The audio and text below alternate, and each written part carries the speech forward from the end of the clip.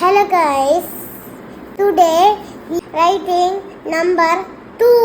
2. Let's get started. Okay, dear. First, John Seeker. Come right there and do this. Wow. Learn. Nice, Toki. I learn now the rules and blocks. You know how to write? Oh yes. Okay. எதுக்கு அப்புறமா 2 வரும்? 1. Wow, nice. And draw number. Wow. Perfect. Perfect, Toki. Crayons. It's crayons. They look awesome in color, Okay. but they are so pinky Pinky. and pinkish. Okay. This unicorn so cute.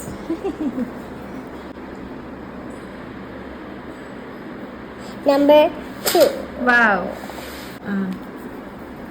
1, 2, 3, 4, 5.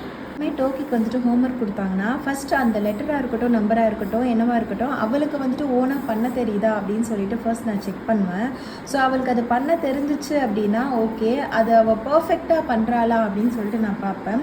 So அவளுக்கு அது பண்ண தெரிஞ்சிச்சு, ஆனால் வந்துட்டு கரெக்டாக அந்த லைனுக்கு touch பண்ணுறதோ இல்லை அழகாக எழுத முடியுதா அப்படின்னு சொல்லிட்டு பார்த்துட்டு அந்தனோட ப்ராக்டிஸை வந்துட்டு நான் இந்த மாதிரி நோட்டில் வந்துட்டு தனியாக எழுத ட்ரை பண்ண சொல்லுவேன்.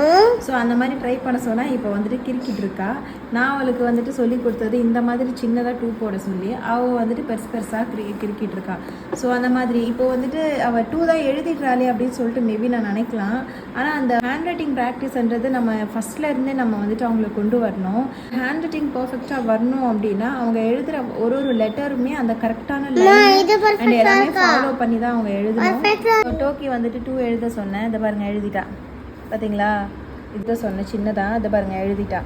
சாரிடா, சாரி, நீ அழகாக எழுதணும்னு நினச்சிட்டு தான் அம்மா ட்ரை பண்ணானா நீ ஹர்ட் ஆகிட்ட, சாரிடா. டோக்கி வந்துட்டு டென்ஷன் ஆகிட்டாங்க. நான் வந்துட்டு குட்டியாக ப்ராப்பராக 2 போட சொன்னேன்னா ரொம்ப ஹர்ட் ஆகிட்டு அழுதுட்டா. நான் வேறு திட்டி விட்டேன், ஒழுங்காக எழுத மாட்டியா அப்படின்னு.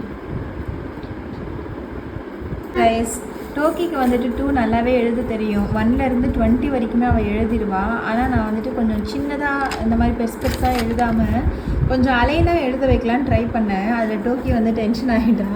அதை மெதுவாக தான் சொல்லி தரணும் போல். ஸோ ஆனால் கம்ப்ளீட் பண்ணிட்டேன், அவளுக்கு தெரிஞ்ச விஷயம்தான். Hello guys. Today I finished my homework. Please do subscribe for my daily homework.